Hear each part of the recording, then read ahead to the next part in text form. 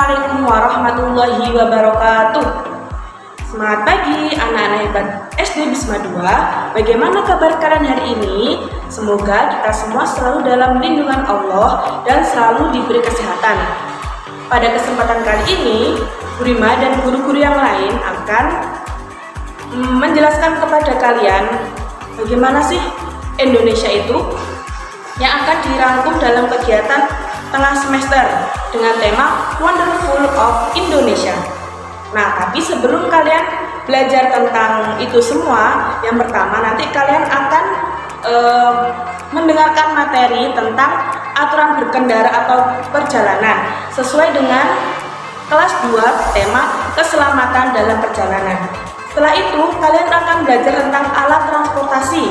Nah, alat transportasi dari zaman dulu sampai sekarang sesuai dengan kelas 3 temanya perkembangan teknologi. Setelah itu kalian akan belajar tentang budaya keberagaman suku di Indonesia. Nah, itu sesuai dengan tema kalian di kelas 4, yaitu indahnya keragaman di negeriku. Setelah itu kalian akan belajar tentang keadaan alam geografis di Indonesia atau di sebuah daerah seperti di Surabaya, Papua, Nusa Tenggara Timur, Bali, dan Jogja. Itu sesuai dengan kelas 6 dengan tema Bumiku. Nah, yang terakhir akan ada cerita tentang pengalamanku menjelajah negeri Katulistiwa sesuai dengan kelas 1 tema pengalamanku. Nah, untuk lebih jelasnya, yuk kita simak video berikut. Terima kasih. Kita sekarang akan membahas tentang tata tertib dalam berkendara. Yang pertama, kita harus bagaimana, anak-anak? Yang pertama, kita harus berdoa sebelum melaksanakan perjalanan. Doanya seperti apa? Seperti biasanya kita sebelum melakukan perjalanan. Bismillahirrahmanirrahim. Subhanalladzi sakhkhara lana hada wa ma kunna lahu mukrinina wa inna ila rabbina lamunqalibun. Yang kedua, kita duduk dengan rapi dan jangan lupa kita menggunakan sabuk pengaman supaya kita aman ya anak-anak ya di perjalanan nanti. Yang ketiga, kita tidak boleh mengeluarkan anggota tubuh kita keluar jendela seperti kepala kita atau tangan kita supaya kita aman karena itu sangat berbahaya buat kita. Ya anak-anak ya, sebelum perjalanan patuhi peraturan dalam berkendara agar kita selamat sampai tujuan. Selamat berlibur. Oke anak-anak, kita akan membahas perkembangan alat transportasi dari zaman ke zaman. Tahukah kalian apa sih transportasi itu?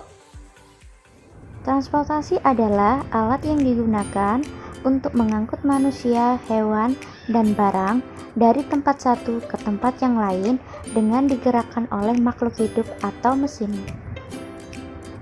Awal mula terciptanya transportasi yaitu dimulai sejak zaman dahulu kala pada saat manusia mulai belajar untuk dapat hidup dalam sebuah kelompok dan mengadakan perjalanan untuk mencari makanan atau kehidupan.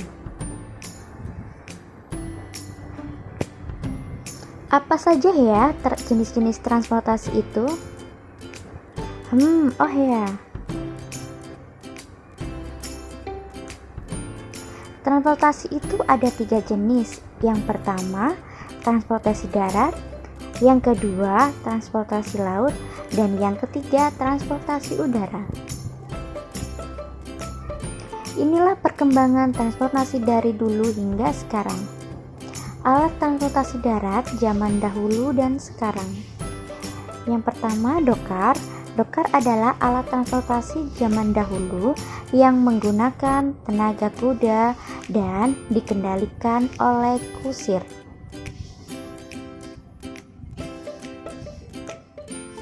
Mobil adalah alat transportasi zaman sekarang yang sudah digerakkan menggunakan tenaga mesin. Alat transportasi laut dari zaman dahulu hingga sekarang.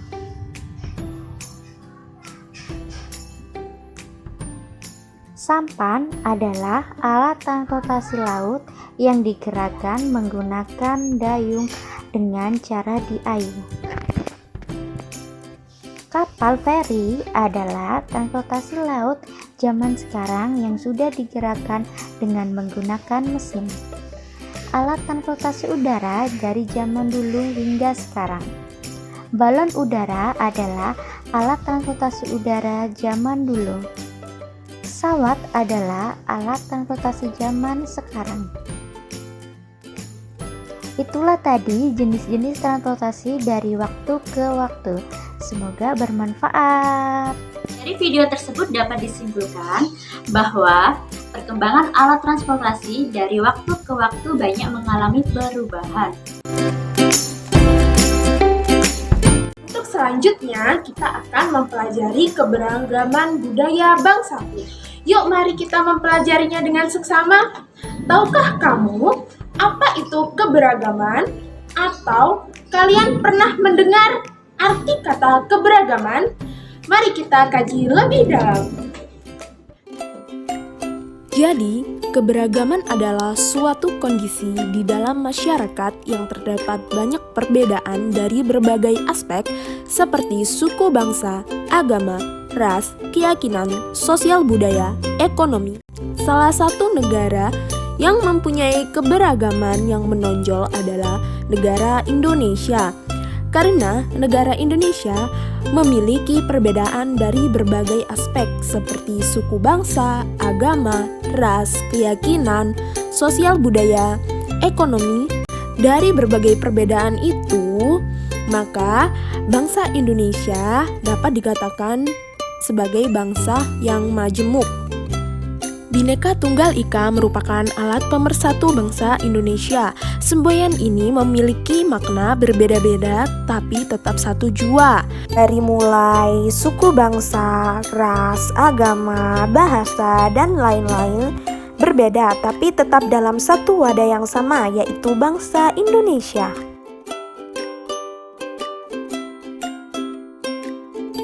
Oleh karena itu, yuk mari kita mengenal keberagaman budaya Indonesia. Yang pertama ada Padang.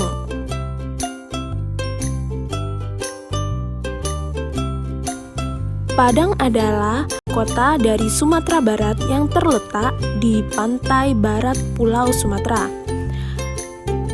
Untuk suku asli dari Padang ada dua, yaitu suku Minang dan Urang Awak. Mereka berasal dari kota Padang, Sumatera Barat. Rumah adat kota Padang adalah rumah gadang yang dapat kita jumpai di kota Padang, Sumatera Barat. Pakaian tersebut merupakan simbol dari pentingnya seorang ibu dalam keluarga. Untuk tarian adat ada tari piring. Tari piring ini dimainkan dalam jumlah 3-7 orang. Untuk alat musik pertama yaitu talempong atau bonang Minang. Yang kedua yaitu gandang atau gendang Minang. Adapun senjata tradisional yang pertama yaitu kerambik. Yang kedua adalah kari. Untuk yang selanjutnya ada DKI Jakarta.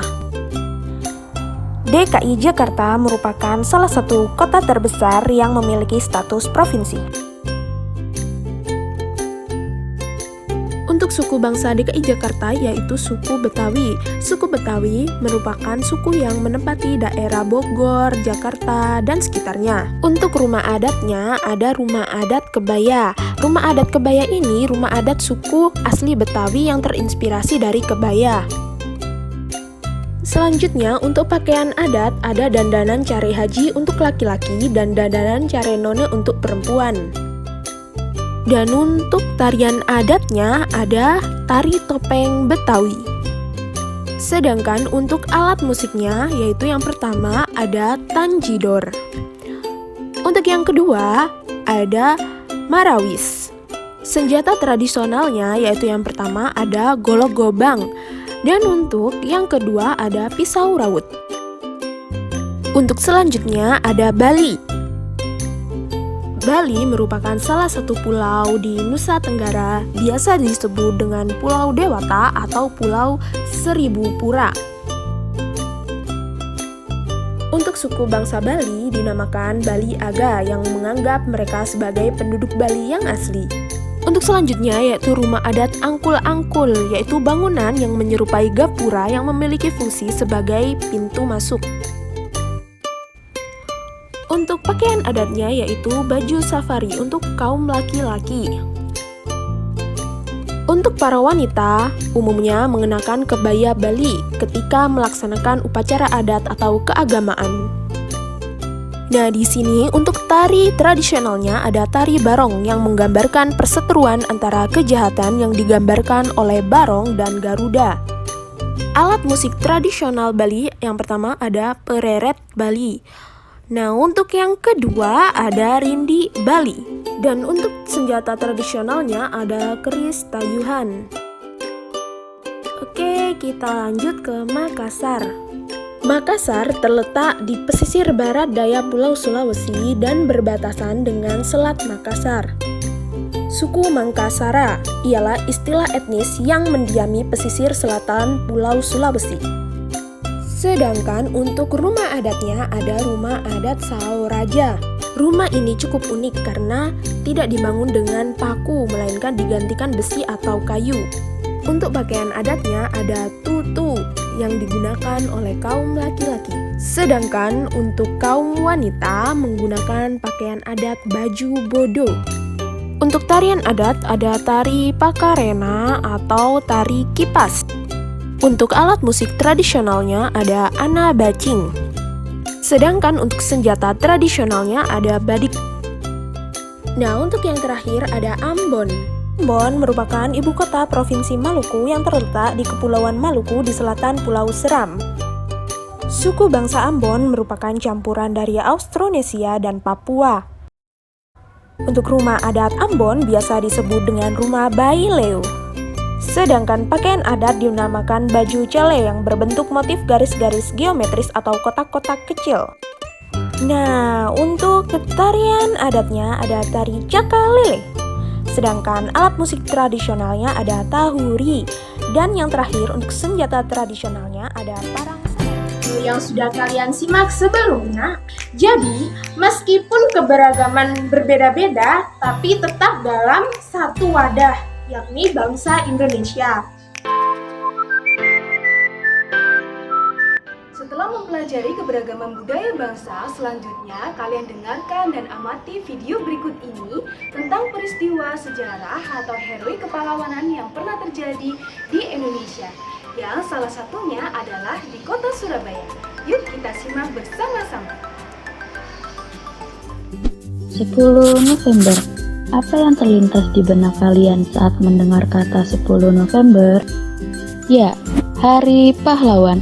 Setiap tahun, pada tanggal 10 November, kita rutin memperingati Hari Pahlawan. Para pelajar biasa memperingatinya dengan cara melaksanakan upacara bendera. Tapi kenapa sih 10 November diperingati sebagai Hari Pahlawan? Kalau mau tahu, yuk kita simak video animasi berikut ini. Pertempuran Surabaya. Pertempuran Surabaya adalah pertempuran yang terjadi antara pihak Indonesia melawan pihak Inggris. Sesuai dengan namanya, pertempuran ini terjadi di kota Surabaya. Pada saat Indonesia masih diduduki oleh Belanda, datang Jepang yang saat itu sedang sangat kuat. Jepang mendarat di Pulau Jawa pada 1 Maret 1942. Belanda yang terdesak akhirnya menyerah tanpa syarat kepada Jepang dan pergi dari Indonesia. Indonesia pun diduduki oleh Jepang. 3 tahun kemudian, Amerika membom atom kota Hiroshima dan Nagasaki. Karena merasa sudah kalah, Jepang akhirnya menyerah tanpa syarat kepada sekutu. Dalam masa vacuum of power, pada 17 Agustus 1945, Soekarno memproklamasikan kemerdekaan Indonesia. Perjuangan bangsa Indonesia tidak hanya sampai di situ saja. Pada 15 September 1945, tentara Inggris yang menguncing di Belanda mendarat di Jakarta dan kemudian di Surabaya pada 25 September.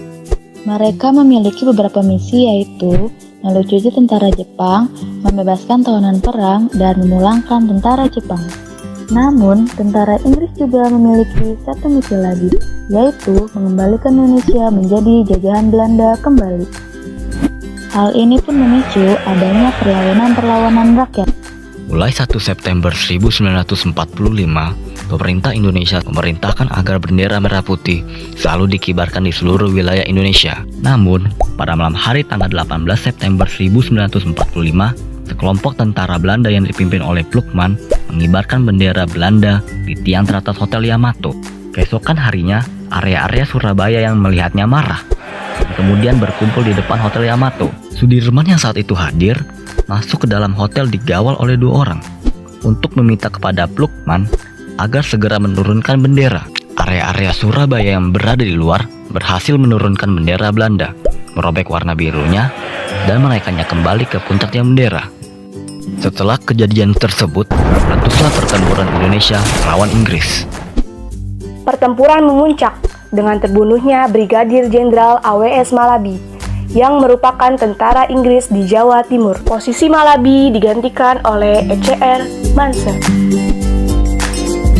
10 November, Mansur mengeluarkan ultimatum yang bunyi, semua pimpinan dan orang Indonesia yang bersenjata harus menyerahkan senjatanya di tempat dan menyerahkan diri dengan mengangkat tangan di atas. Batas waktu sampai jam 6 pagi. Jika tidak, maka kota Surabaya akan diserang dari darat, laut, dan udara. Ultimatum tersebut dianggap sebagai sebuah penghinaan terhadap rakyat Indonesia. Pada pagi hari, tentara Inggris mulai melancarkan penyerangan.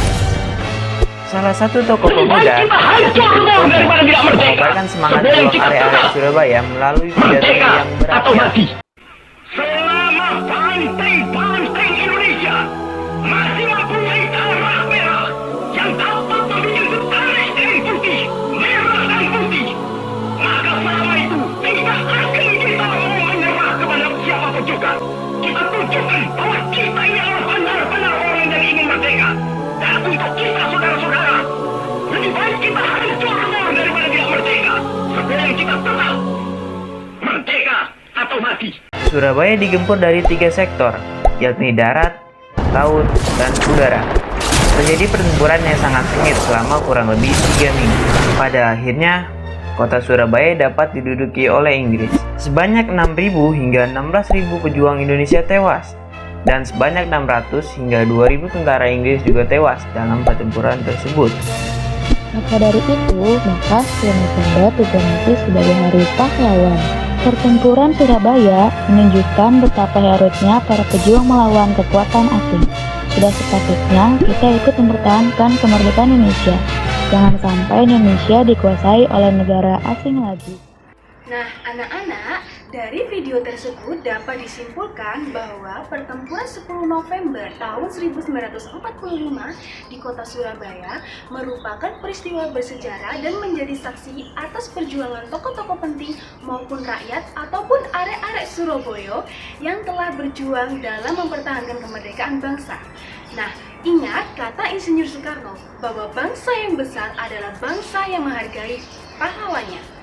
Nah, oleh karena itu, demi perjuangan atau mempertahankan kemerdekaan Indonesia, kita harus juga saling menghargai, menghormati, dan menjaga toleransi di antara perbedaan yang ada.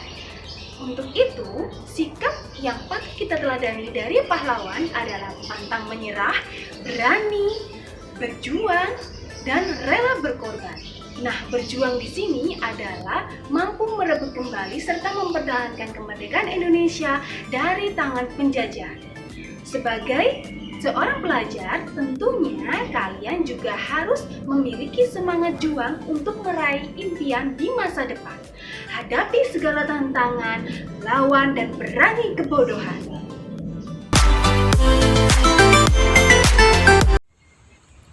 Negara-negara ASEAN terletak di kawasan Asia Tenggara.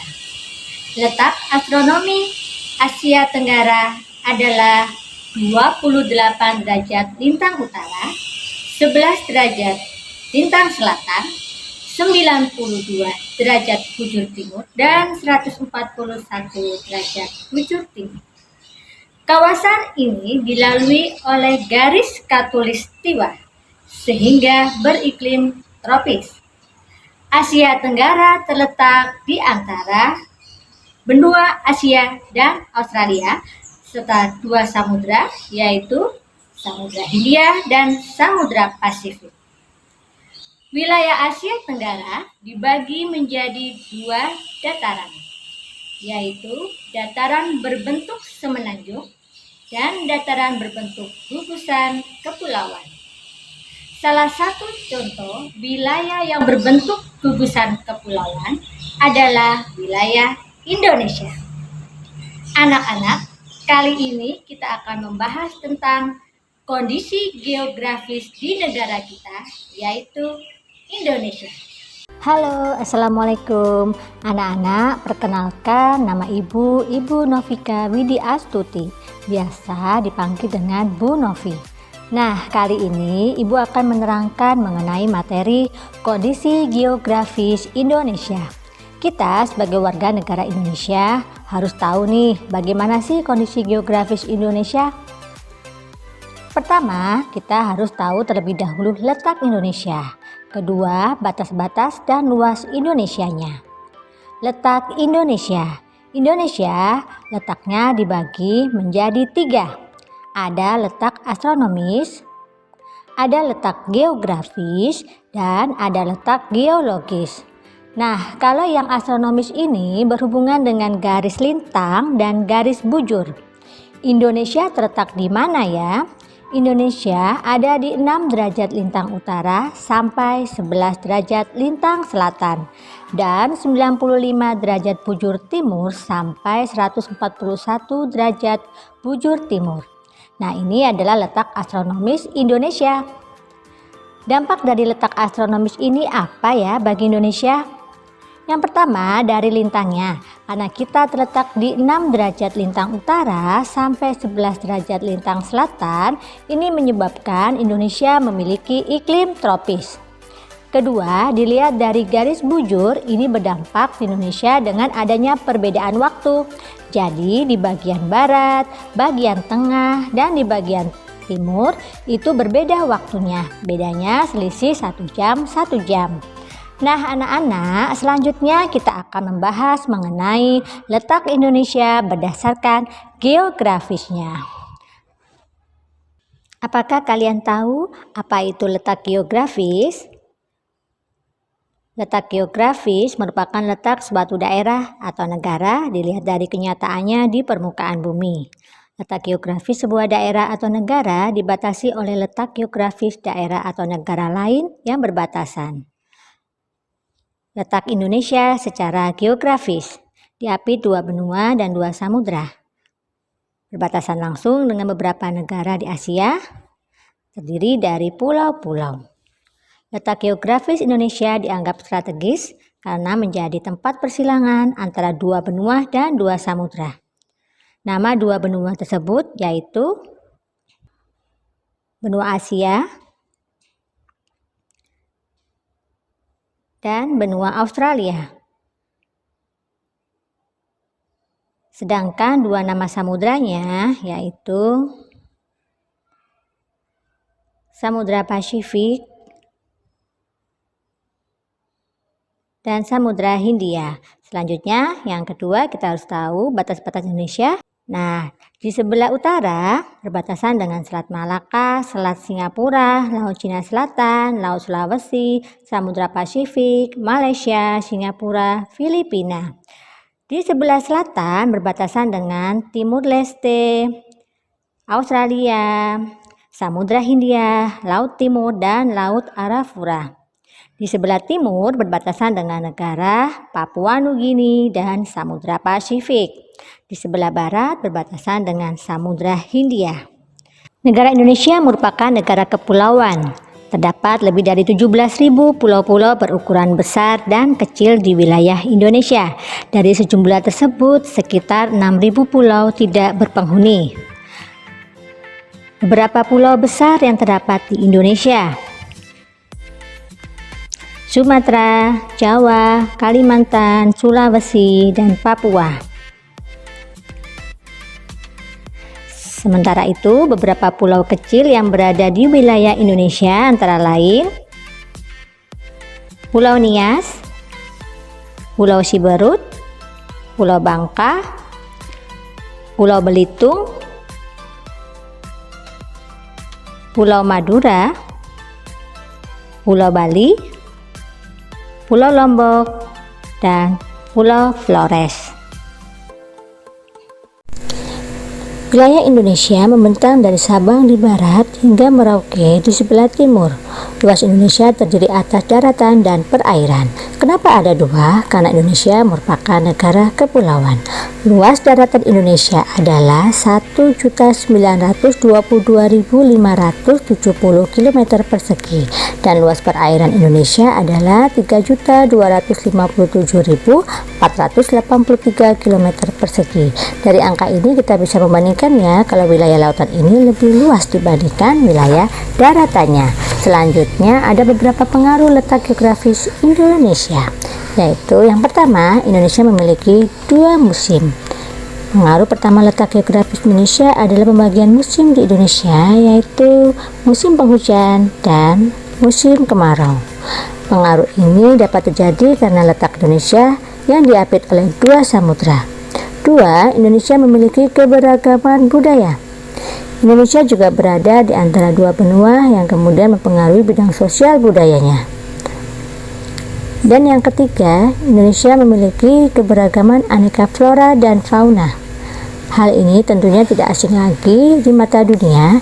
Indonesia adalah salah satu negara yang kaya akan flora dan faunanya. Bagaimana anak-anak? Masya Allah, luar biasa bukan? Dengan kondisi geografis Indonesia yang beraneka ragam ini, ditambah dengan kekayaan alam yang melimpah, kita sudah selayaknya bersyukur kepada Allah Subhanahu wa Ta'ala atas karunia-Nya. Nah, tugas kita adalah menjaga dan mengolah sumber daya alam dengan sebaik-baiknya. Assalamualaikum warahmatullahi wabarakatuh. Kalian sudah menyimak perjalanan berpetualang mensyukuri keindahan Negeri Khatulistiwa Indonesia. Tapi tetap kalian harus mengikuti aturan selama di perjalanan, aturan selama berkendara. Dan jangan lupa, karena kita masih di pandemi, jangan lupa pakai masker. Ya.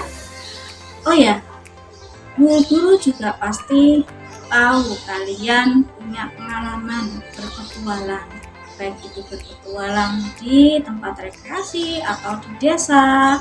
Kalian bisa menceritakannya, tapi menceritakannya dalam bentuk video.